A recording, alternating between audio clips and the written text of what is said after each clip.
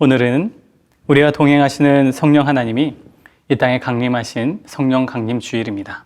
우리 자리에서 일어나셔서 살아계신 우리 하나님께 예배 드리겠습니다.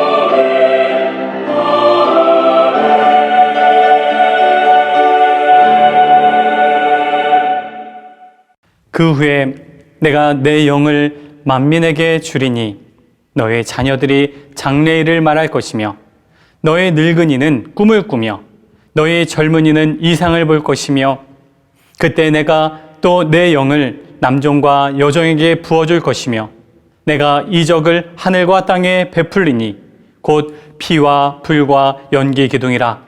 여호와의 크고 두려운 날이 이르기 전에 해가 어두워지고 달이 핏빛같이 변하려니와 누구든지 여호와의 이름을 부르는 자는 구원을 얻으리라.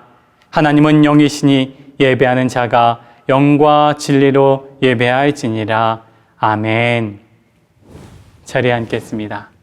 사도신경으로 우리의 신앙을 고백하겠습니다. 전능하사 천지를 만드신 하나님 아버지를 내가 믿사오며 그 외아들 우리 주 예수 그리스도를 믿사오니 이는 성령으로 잉태하사 동정녀 마리아에게서 나시고 본디오 빌라도에게 고난을 받으사 십자가에 못 박혀 죽으시고 장사한 지 사흘 만에 죽은 자 가운데서 다시 살아나시며 하늘에 오르사 전능하신 하나님 우편에 앉아 계시다가 저리로서 산자와 죽은 자를 심판하러 오시리라. 성령을 믿사오며 거룩한 공회와 성도가 서로 교통하는 것과 죄를 사하여 주시는 것과 몸이 다시 사는 것과 영원히 사는 것을 믿사옵나이다. 아멘. 찬양 오직 믿음으로 라는 찬양을 함께 부르신 후에 예배를 위해서 변정원 집사님께서 대표로 기도해 주시겠습니다.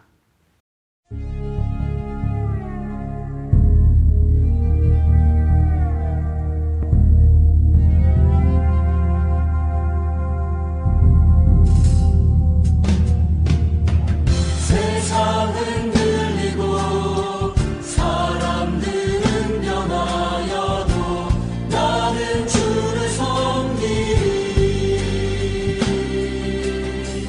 주님의 사랑은 영원히 변하지 않네.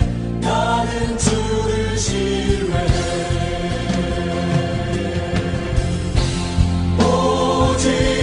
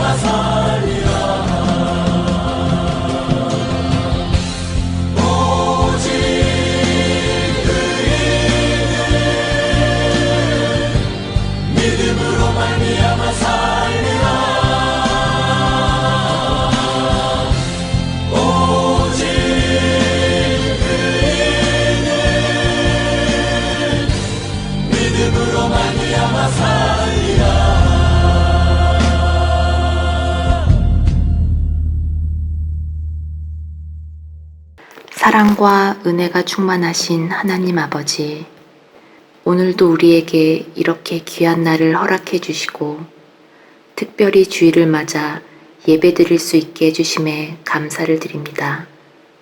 비록 다 함께 예배당에 모여 예배드릴 수는 없지만 각자의 자리에서 예배를 사모하는 마음으로 이 시간 주님을 찬양하고 경배드리는 모든 성도들의 마음을 받아주시옵소서. 이 시간 지난 한 주간의 삶을 돌아보길 원합니다. 코로나19 때문에 시작된 록다운 기간이 길어지면서 매일 똑같은 일상이 지루하게 반복됨에 따라 정신적으로나 육체적으로나 많이 지쳤음을 인지하게 된 한 주였습니다. 마음속의 불안들은 여전하고 어느새 불만이 더해져 세상 사람들과 다르지 않게 주변을 탓하고 상황을 탓하며 지냈습니다. 때론 사랑하는 가족들에게 상처의 말을 하기도 했고 주어진 많은 시간들을 귀하게 여기지 않고 쉽게 흘려보내기 일쑤였습니다.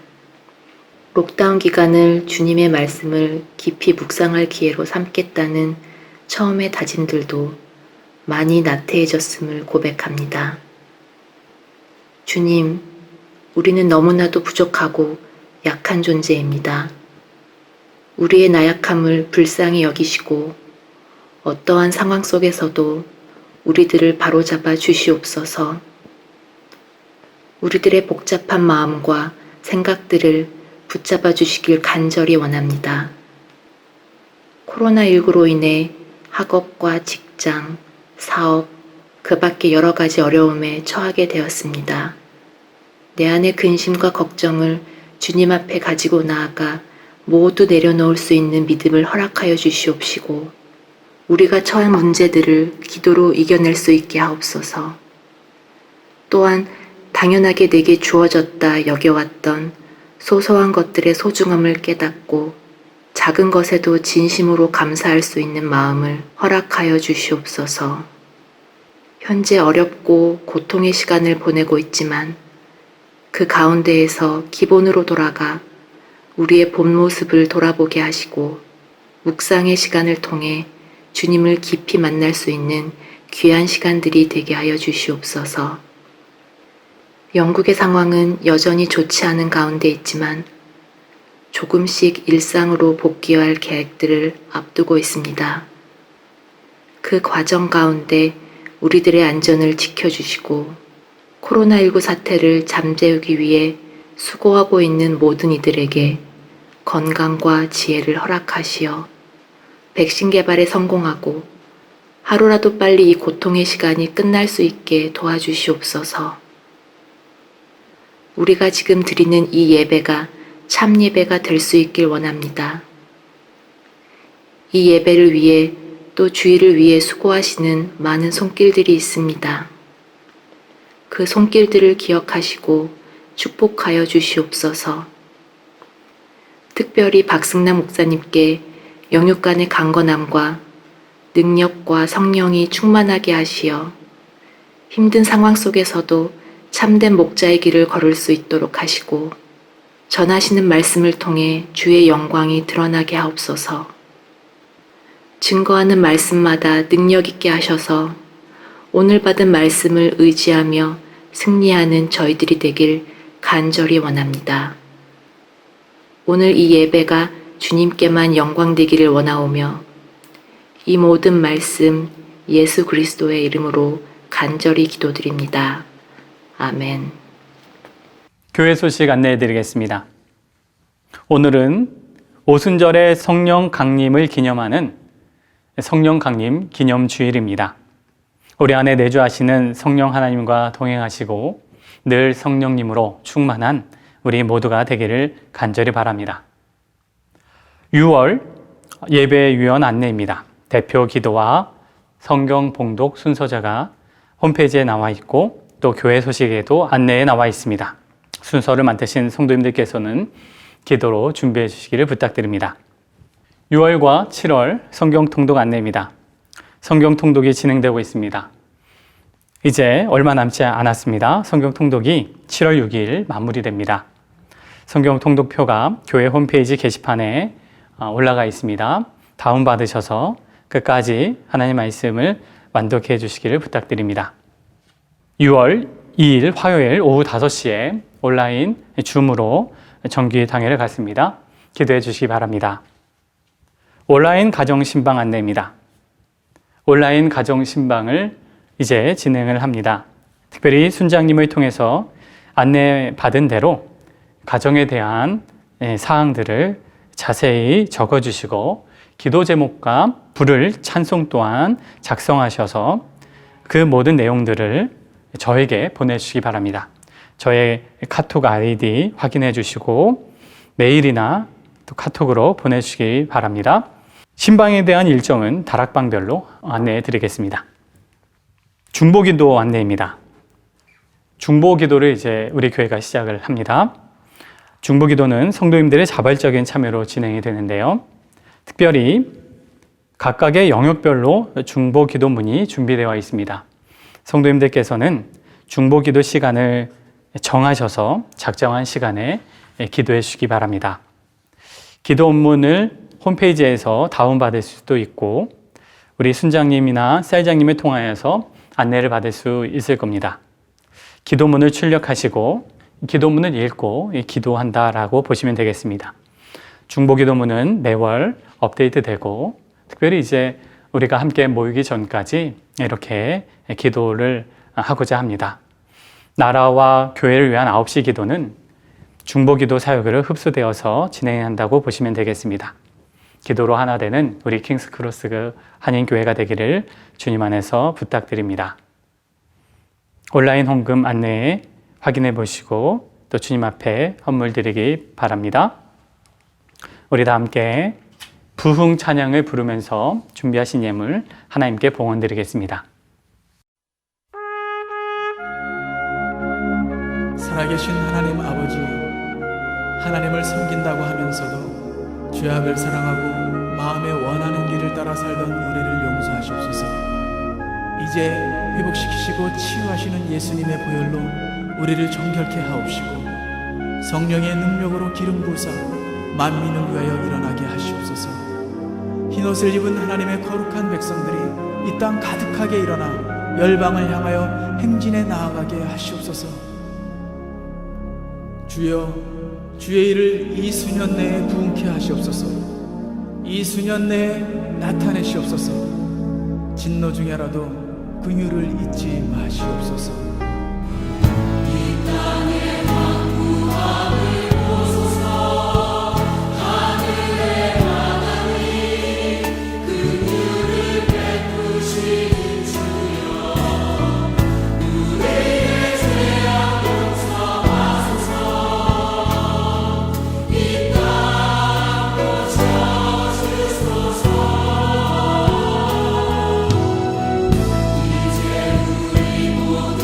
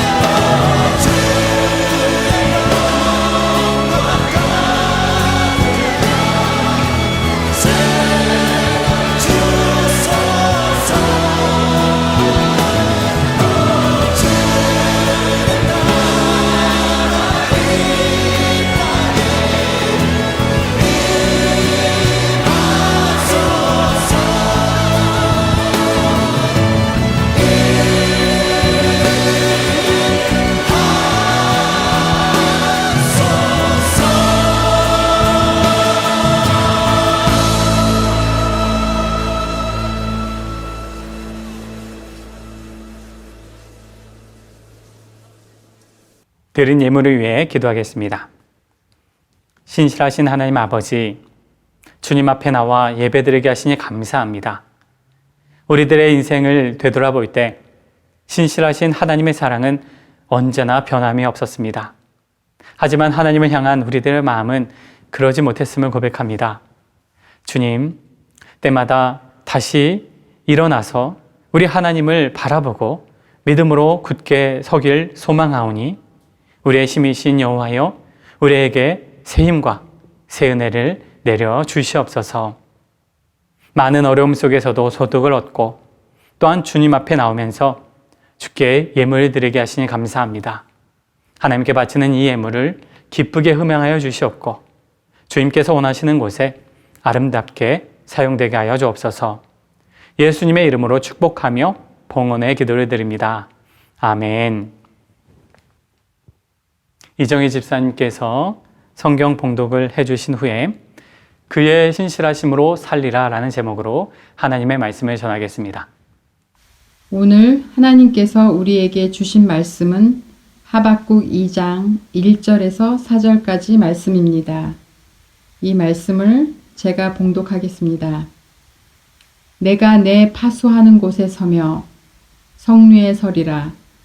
그가 내게 무엇이라 말씀하실는지 기다리고 바라보며 나의 질문에 대하여 어떻게 대답하실는지 보리라 하였더니 여호와께서 내게 대답하여 이르시되 너는 이 묵시를 기록하여 판에 명백히 새기되 달려가면서도 읽을 수 있게 하라. 이 묵시는 정한 때가 있나니 그 종말이 속히 이르겠고 결코 거짓되지 아니하리라. 비록 더딜지라도 기다리라. 지체되지 않고 반드시 응하리라. 보라, 그의 마음은 교만하며 그 속에서 정직하지 못하나 의인은 그의 믿음으로 말미암아 살리라. 아멘. 하박국서는 예언자 하박국이 본 묵시의 말씀입니다. 하박국은 총 3장으로 이루어져 있는데 대체로 문서 예언서가 문학적 장르인 시로 되어 있는 것으로 반해 하박국서는 예언자의 2번에 걸친 질문과 하나님의 응답, 그리고 예언자의 기도와 찬양으로 구성되어 있습니다.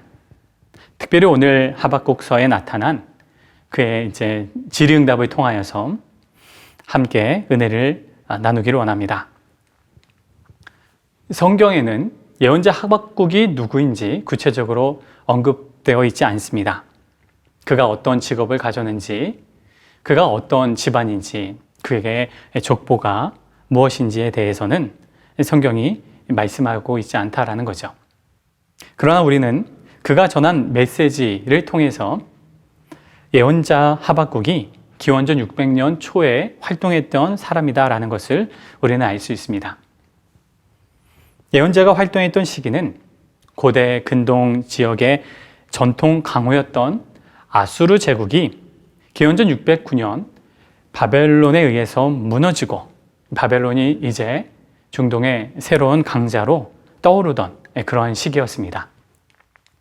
바벨론이 급부상하자 그가 그 제국이 눈의 가시로 여겨졌던 이집트 왕 바로 느고는 이제 시리아 땅 갈그미스 지역으로 대군을 이끌고 올라가서 중동 지역의 패권이 누구인지를 다투는 그러한 전쟁을 바벨론과 벌이게 되죠. 기원전 605년 갈그미스 전쟁이 바로 그 전쟁이었습니다. 그 결과 싸움을 걸었던 이집트 제국이 대패하고 이제 바벨론은 지중해 연안의 진정한 절대 강자로 자리매김하게 됩니다. 남유다는 제국들의 틈바구니 속에서 이리저리 흔들리고 그리고 휘둘리는 그러한 작은 나라였습니다. 남유다의 국내 정치는 그래서 매우 불안했지요. 열강의 침략으로 인해서 1년도 채 안 되는 시기에 남유다 왕이 3번이나 바뀌게 되는 그러한 일도 있었습니다. 나라로서의 틀을 갖추지 못했고 백성들의 삶은 바닥을 치던 그러한 일들이 계속해서 나타났죠. 정치적으로나 경제적으로나 사회적으로나 종교적으로 모든 영역에서 남유다는 질서를 잡지를 못했습니다. 질서가 없으니 무법천지였고 그저 힘이 있는 사람만이 살아갈 수 있는 그러한 사회가 바로 남유다였다라는 거죠. 돈이 없고 힘없는 사람들은 살 수가 없었습니다. 빈번한 전쟁으로 인해서 부모를 잃은 고아들이 거리에는 가득 찼고, 그런데 사람들은 이런 아이들을 잡아다가 몇 푼 안 받고 돈 몇 푼에 그 아이들을 종으로 팔아버리는 일들이 나타났습니다. 심지어 자기 자녀들까지도 팔아버리는 그런 일들이 성행했던 때가 바로 남유다 이 시기였습니다. 인신매매가 성행하는 그런 사회가 600년대 초반의 남유다였죠. 전쟁으로 인해서 먹을 양식은 또 없고, 그나마 그것을 구하려면 돈이 너무나도 많이 필요해서 고리대금 업자들에게 손을 빌려야만 음식을 얻을 수 있었습니다. 그런데 그 업자들에게 손을 뻗치면 그 즉시 엄청난 이자로 인해서 업자들의 노예로 전락하는 백성들의 삶이 계속해서 이어졌습니다. 판사들은 뇌물을 받고 판결했습니다. 돈이 없는 사람들은 그 어디에서도 자신의 소리를 말할 수가 없었죠. 사회가 혼란하니 약탈과 겁탈은 남유다에서 반복되는 그런 일상이 되고 말았습니다. 선한 사람은 살 수 없는 무법과 악의 현장이 남유다 사회의 현실이었습니다. 하박국 예언자는 이러한 남유다의 사회 모습을 바라보면서 매우 괴로워했습니다. 그래서 예언자는 하나님께 이렇게 호소하죠. 하박국서 1장 2, 3, 4절 말씀 제가 읽어드릴게요. 여호와여, 내가 부르짖어도 주께서 듣지 아니하시니 어느 때까지리까? 내가 강포로 말미암아 외쳐도 주께서 구원하지 아니하시나이다. 어찌하여 내게 죄악을 보게 하시며 폐역을 눈으로 보게 하시나이까? 겁탈과 강포가 내 앞에 있고 변론과 분쟁이 일어났나이다. 이러므로 율법이 해이하고 정의가 전혀 시행되지 못하오니 이는 악인이 의인을 애워쌌으므로 정의가 굽게 행하여 짐이니이다. 예언자가 볼 때 하나님이 악에 대해서 너무나도 관대하다라고 느꼈습니다. 어찌하여 이 땅에 악이 득세하고 폭력이 천지에 가득한데 하나님은 악에 대해서 왜 잠잠하십니까? 이 땅에는 공의와 정의가 굽어졌는데 왜 하나님은 일을 하지 않으십니까? 이런 질문을 예언자는 하나님께 던졌습니다. 여러분, 정의가 무엇일까요? 시간이 꽤 지났지만 마이클 샌들 교수가 쓴 정의란 무엇인가 라는 책이 세계적인 베스트셀러가 된 적이 있었습니다. 그리고 한국에서는요, 특정 정당이 이 정의라는 이름으로 그 단어로 당명으로 사용할 정도로 정의에 대한 한국 사회에서의 인식과 단어에 대한 이 빈도수가 한국에서 매우 높게 나타나죠. 그런데 정의가 무엇이다라고 말하는 사람은 별로 없습니다. 여러분, 정의가 무엇일까요? 성경은 정의에 대해 관심이 많습니다. 그런데 성경은 이것이 정의다라고 말씀하지는 않습니다. 어떤 절대적인 원리나 관념으로서의 정의를 성경은 말하지 않는다라는 거죠. 그러면 성경에서 말씀하시는 정의는 무엇일까요? 그것은 인간과 사회를 향한 하나님의 측은한 마음이다라고 말할 수 있습니다. 이것이 성경에서 말씀하시는 정의죠. 인간과 사회를 향한 하나님의 측은한 마음. 여러분, 이것은 어떤 규범적인 정의는 아닙니다. 성경에서 말씀하시는 정의는 인간과 인간의 관계 속에서 나타나는 사회 현상, 그리고 그러한 사람들이 살아가는 삶의 자리와 깊이 연관되어 있다라고 볼 수 있는 거죠. 사람들이 살아가는 삶의 자리에 하나님이 관심이 있다라는 겁니다.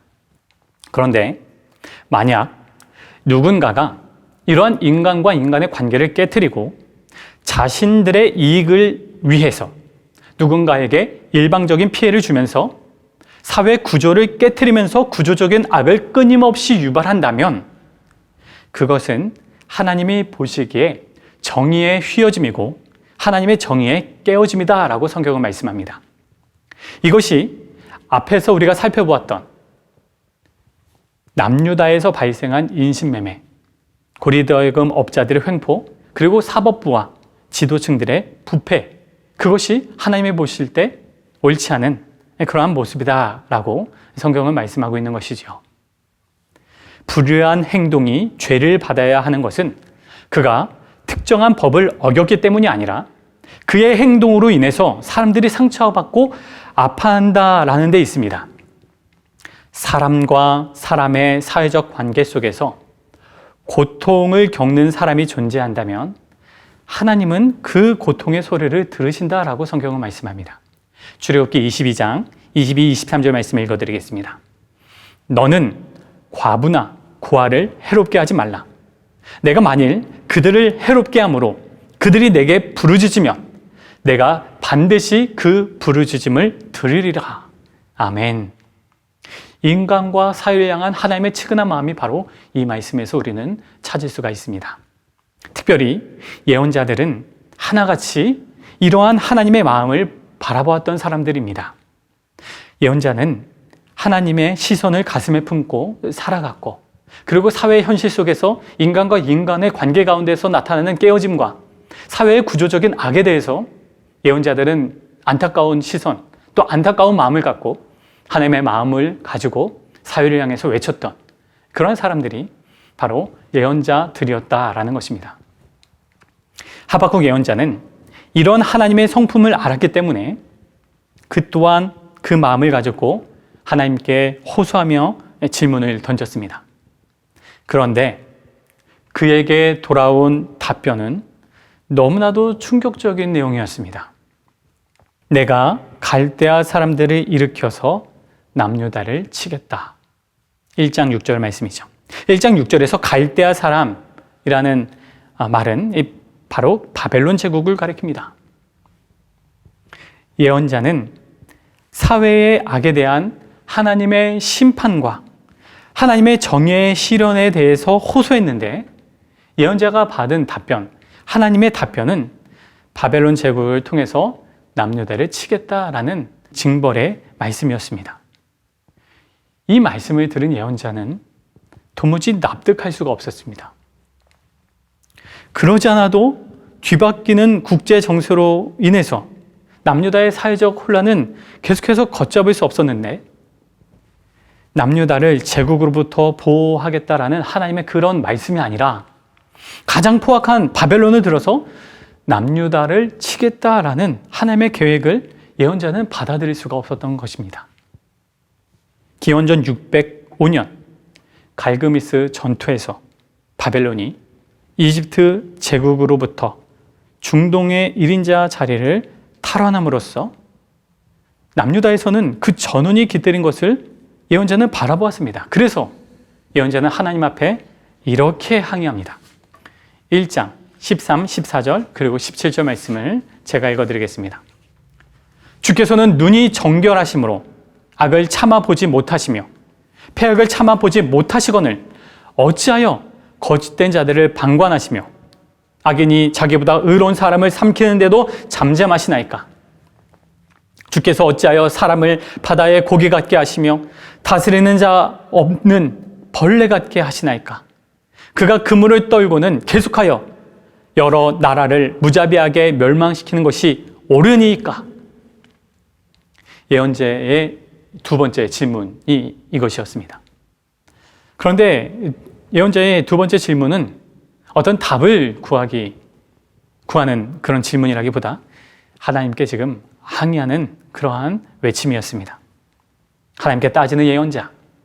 예언자는 2장 1절에서 이렇게 행동을 합니다. 내가 내 파수하는 곳에 서며 성루에 서리라.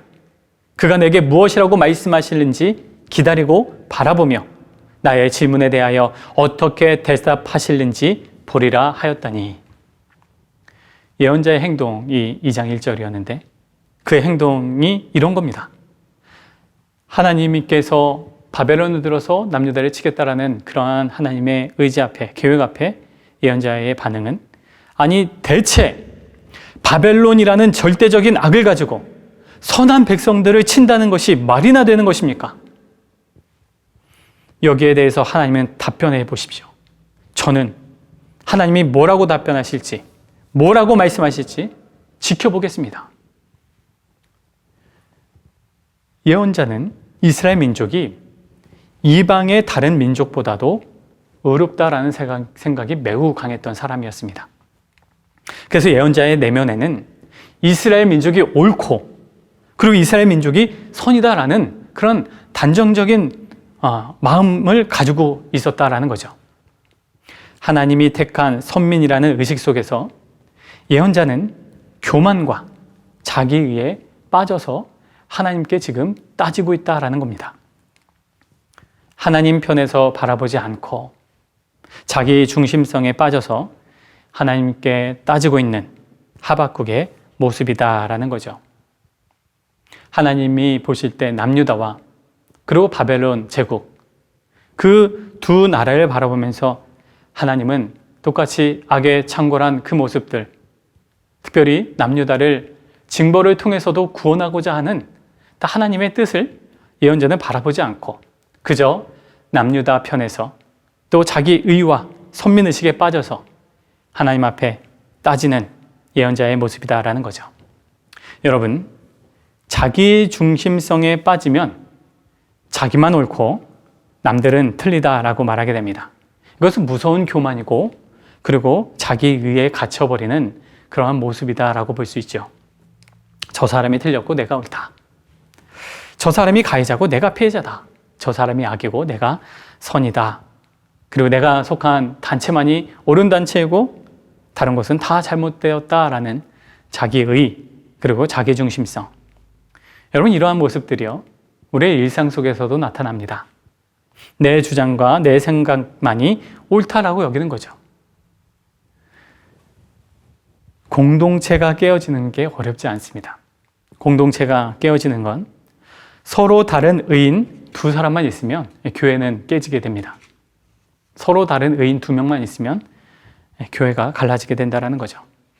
개인과 개인, 가정과 사회생활에서도 마찬가지입니다. 내가 옳다고 여기는 자기의 중심성은 관계를 힘들게 합니다. 사람들을 판단하는 위치에서 다른 사람들을 정죄하게 마련이죠. 사랑하는 여러분, 너무 의인이 되려 하지 마십시오. 의인이 되려 하지 마십시오. 가정에서 특별히 의인이 되려 하지 마시기 바랍니다. 내 아내 앞에서 의인이 되지 말고 내 남편 앞에서 의인이 되려 하지 마십시오. 성도와 성도 사이에서 의인이 되려 하지 마시고 내 마음을 살펴보면서 은혜 모습들을 내려놓기 원합니다. 여러분, 우리는 기억해야 합니다. 우리 예수님은 의인을 부르러 온 것이 아니라 죄인을 불러 회개시키고 그를 구원하고자 이 땅에 오신 줄 우리는 믿습니다. 의인이 되려 하지 말고 내가 옳다라고 주장하지 말고 그리고 내 마음에 정직하게 나의 모습들을 돌아봐야 한다라는 거죠. 사실 나의 진정한 내면을 들여다보면 자기 의를 주장할 사람은 아무도 없습니다. 나의 진정한 나의 모습을 바라보면서 나의 의를 주장할 사람은 없다라는 거죠. 나 자신에게 정직한 사람은 나의 의에 빠지지 않습니다. 자기 의에 빠지지 않고 내가 옳다, 나만 옳다라고 주장하지 않다라는 거죠. 그래서 우리는 이렇게 고백해야 합니다. 나는 의인이 아닙니다. 나는 죄인입니다. 나는 죄인입니다. 오직 주님만이 옳습니다. 한번 따라해 보실까요? 나는 죄인입니다. 오직 주님만이 옳습니다. 네, 이런 고백을 갖고 우리의 삶 속에서 또 가정에서 또 내가 사는 삶의 자리에서 그러한 마음을 가지고 살아가는 우리 모두가 되길 바랍니다. 자기 의와 교만에 빠진 예언자에게 하나님은 이렇게 대답하죠. 2장 3절 말씀 읽어드리겠습니다. 이 묵시는 정한 때가 있나니 그 종말이 속히 이르겠고 결코 거짓되지 아니하리라. 비록 더딜지라도 기다리라. 지체되지 않고 반드시 응하리라. 하나님의 심판이 반드시 응한다라는 겁니다. 하나님 앞에 따지듯 자기 의와 교만에 빠졌던 예언자의 그런 외침에 대해서 하나님은 그것이 무엇이다라고 말씀하지 않고 내가 바벨론을 들어서 남유다를 치겠다라는 그 하나님의 그 계획들을 속히 이루겠다. 나의 때에 정한 시간 내에 내가 그것을 이루겠다라고 하나님은 하나님의 결단의 모습들을 내비치고 있다라는 거죠. 임박한 심판의 그 때를 하나님은 말씀하시면서 자기 의에 빠진 예언자를 향해서 하나님은 진정한 의로운 사람이 어떠한 사람인지를 예언자에게 말씀하십니다. 4절인데요. 4절 같이 한 목소리 읽겠습니다. 시작. 보라, 그의 마음은 교만하며 그 속에서 정직하지 못하나 의인은 그의 믿음으로 말미암아 살리라. 아멘. 의인은 그의 믿음으로 말미암아 살리라. 아주 유명한 말씀이죠. 그런데 여러분, 하나님이 말씀하신 의인은 여기서 말하는 그 의인이라고 할 때 그의 믿음, 의인은 그의 믿음을 말미암아 살리라 할 때 그의 믿음은요, 그의 신실함으로 번역할 수 있습니다. 그리고 여기서 말하는 그의 신실함은 그라는 대명사는 하나님으로 표현할 수가 있습니다. 그렇게 번역이 또한 될 수가 있습니다. 따라서 다시 말하면 의인은 하나님의 신실하심으로 사는 사람이다라고 볼 수가 있는 거죠. 의인은 자신이 가지고 있는 의로서 살아가는 사람이 아니라 하나님의 신실함으로 사는 사람이 의인이다라고 하나님은 말씀하고 있습니다. 뭐라고요? 자기 의에 빠졌던 예언자를 향해서 하나님은 너가 가지고 있는 의, 너가 갖고 있는 그 교만으로 살아가는 것이 아니라 의인, 진정한 의인이란 나의 신실함을 토대로 살아가는 사람이 의인이다라는 거죠. 내가 갖고 있는 의가 그 사람을 나타내는 것이 아니라 하나님 그 자체가, 하나님의 그 신실하심 그 자체를 바라보면서 살아가는 사람이 의인이다라고 하나님은 예언자에게 말씀하고 있다라는 겁니다. 의인은 자신이 가지고 있는 어떤 그 무엇으로서 의인이 되는 게 아니다. 의인은, 의로운 사람은 하나님의 신실하심을 바라보는 사람이다. 하나님의 신실하심을 의지하는 사람이 의인이다라는 겁니다. 어떠한 악이 펼쳐진다 하더라도 이제 곧 임박한 진노가 바벨론 통해서 남유다에게 징벌로서, 징계로서 침략과 약탈이 일어난다 할지라도 남유다를 향한 하나님의 그 신실함, 그리고 백성들을 향한 하나님의 그 신실한 사랑은 변함이 없다. 그것을 바라보는 사람이 의인이다라는 하나님의 말씀이죠. 의인은 변함이 없으신 신실하신 하나님의 사랑을 바라보는 사람인 줄로 믿습니다. 사랑하는 여러분, 지금까지 나를 우리 하나님께서 어떻게 인도하셨나요? 한번 나의 모습들, 그리고 나의 삶의 자리, 과거, 그리고 지금까지 영국 땅에 와서 생활하고 영국 땅에 와서 공부하고 수십 년 동안 나를 이끄셨던 그런 하나님의 시간들을 한번 되돌아보기 원합니다. 나의 그런 발자국, 한 발자국 한 발자국 속에 우리 하나님의 섭리가 있지 않았습니까? 그래서 우리는 뭐라고 고백할 수 있을까요? 신실하신 하나님이 여기까지 인도하셨다. 신실하신 하나님이 나를 인도해 주셨다라는 겁니다. 그래서 우리의 마음속에 나의 모습, 나의 삶의 자리를 이끄신 하나님 앞에 우리는 이 찬양을 들을 수 있습니다. 신실하신 하나님, 신실하신 주, 나의 주 하나님은 신실하신 주님, 신실하신 하나님이다라는 거예요. 박자와 음정이 불안하다 하더라도 이 가사를 보고 은혜를 받으시기 바랍니다. 신실하신 하나님, 신실하신 주, 나의 주, 나의 하나님은 신실하신 주님입니다. 이 고백. 우리의 인생을 바라보면 그 고백이 나을 수밖에 없다라는 겁니다. 예언자에게 하나님이 요구하시는 것은 지금까지 신실했던 나 자신을 바라보라라는 겁니다.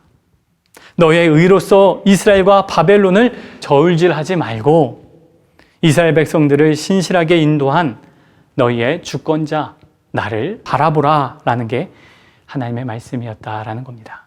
그것이 의인이다라는 거죠. 환난 속에서 살아가는 의인의 모습이다라는 거죠. 의인은 하나님의 신실하심으로 살리라라는 겁니다. 우리 모두는 하나님의 신실하심으로 사는 하나님의 의인인 줄로 믿습니다.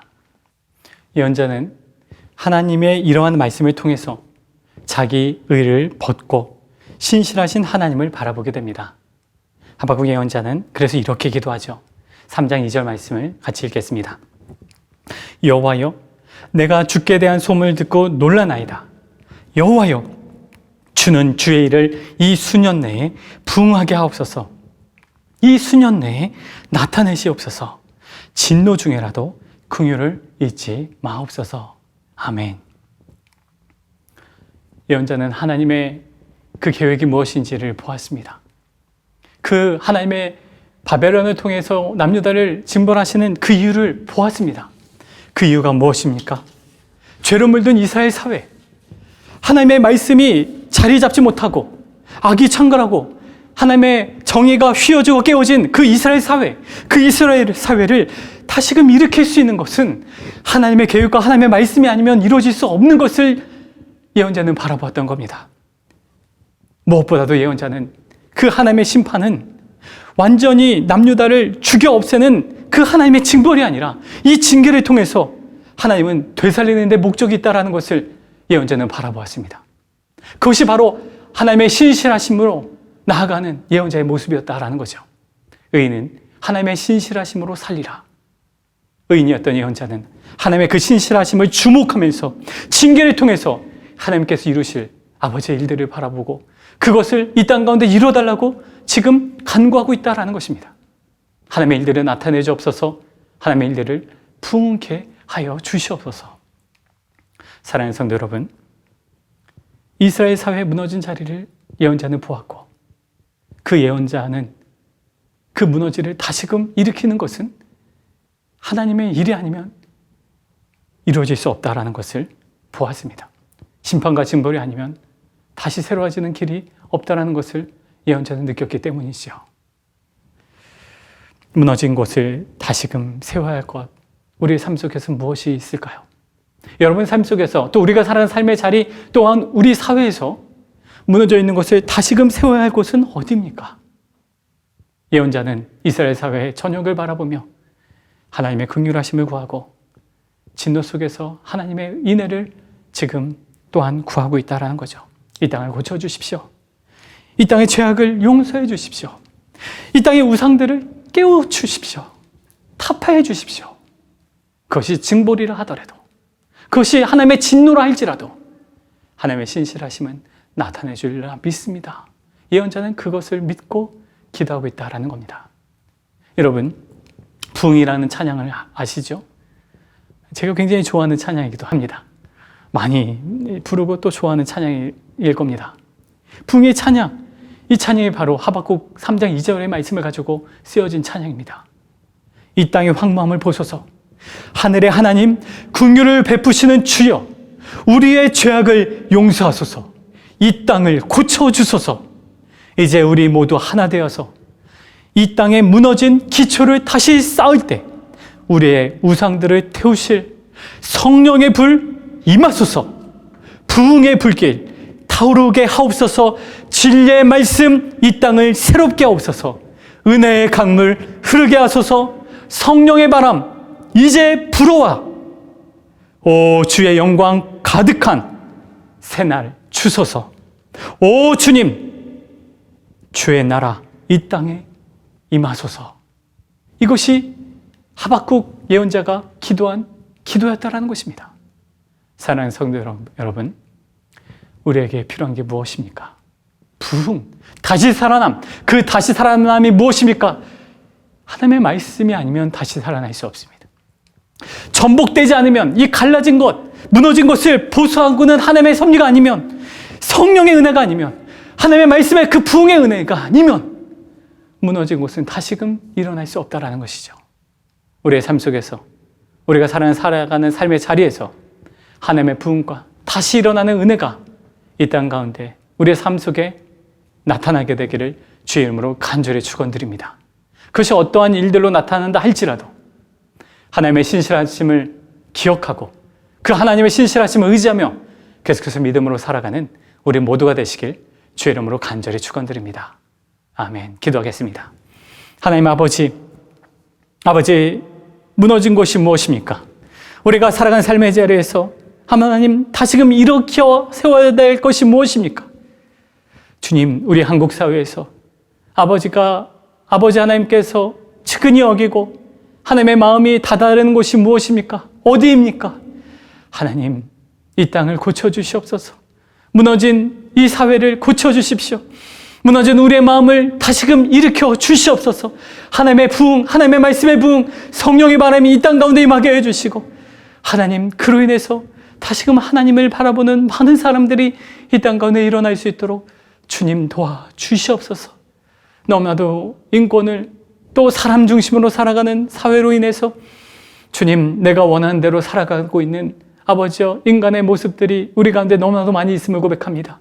우리 또한 내가 중심이 되어서 자기 중심성에 빠져서 나의 의에 빠져서 교만과 죄로 아버지여 가득한 아버지 오늘날 우리의 삶의 모습은 아니겠습니까? 하나님, 우리를 불쌍히 여겨주시고 모든 죄악을 끊어내게 해주시고 하나님, 신실하신 하나님을 바라볼 수 있도록 도와주시고 하나님의 어떠한 징벌과 징계를 우리 가운데 나타난다 할지라도 하나님, 신실하신 하나님을 의지하게 해주시고 아버지, 의인은 하나님의 신실하심으로 말미암아 산다라고 말씀하셨사오니 불평과 자기에 빠져서 살아가는 삶이 아니라 하나님을 의지하게 해주시고 하나님을 바라보게 해주시고 하나님의 손길을 갈망하면서 아버지여 믿음으로 살아가는 우리 모두가 될 수 있도록 주님 도와주시옵소서. 아버지여, 때론 어둠과 아버지 어려움 가운데 처한 우리의 삶의 자리임을 고백합니다. 아버지, 전염병 속에서 어렵고 힘든 아버지 여건 속에 살아가는 주의 자녀들을 불쌍히 여겨주시고 원망으로 일관하는 삶이 아니라, 근심으로 일관하는 삶이 아니라 하나님의 신실하심을 의지하고 그것을 바라보며 믿음으로 살아갈 수 있도록 도와주시고 하나님, 우리의 삶이 주의 은혜로 기경되게 해주시고 무너진 것이 하나님 다시금 하나님의 은혜로, 하나님의 일들로 다시금 보수되고 일으켜 세워지는 하나님의 일들로 나타나는 우리의 삶과 우리의 삶의 자리가 될 수 있도록, 그리고 이 땅이 될 수 있도록, 부흥이 임하는 이 땅이 될 수 있도록 주님 역사하여 주시옵소서. 이제는 우리 우주 예수 그리스도의 은혜와 하나님 아버지의 넓고 크신 사랑과 성령의 통내주 역사하심이, 의인은 그의 믿음으로 살리라, 의인은 하나님의 신실하심으로 살리라, 그 말씀을 기억하고 나의 의에 빠져서 교만 가운데 살아가는 것이 아니라 하나님의 신실하심을 바라보고 어떠한 환난과 어떠한 어려움이 찾아온다 할지라도 하나님의 신실함과 하나님의 그 사랑은 변하지 않는다는 진리를, 그 믿음을 가지고 그렇게 살아가겠다 고백하고 다짐하는 하나님의 일들이 나타나게 해주십시오. 갈망하고 주의 일들을 하나님의 부흥을 그렇게 사모하고 기도하는 주의 자녀들 머리 위에, 가정 위에, 직장과 사업 위에, 그리고 한국교회와 한국사회와 이 땅 위에 복음을 증거하시는 선교사님 위에 이제로부터 영원까지 함께 하시기를 간절히 축원하옵나이다. 아멘.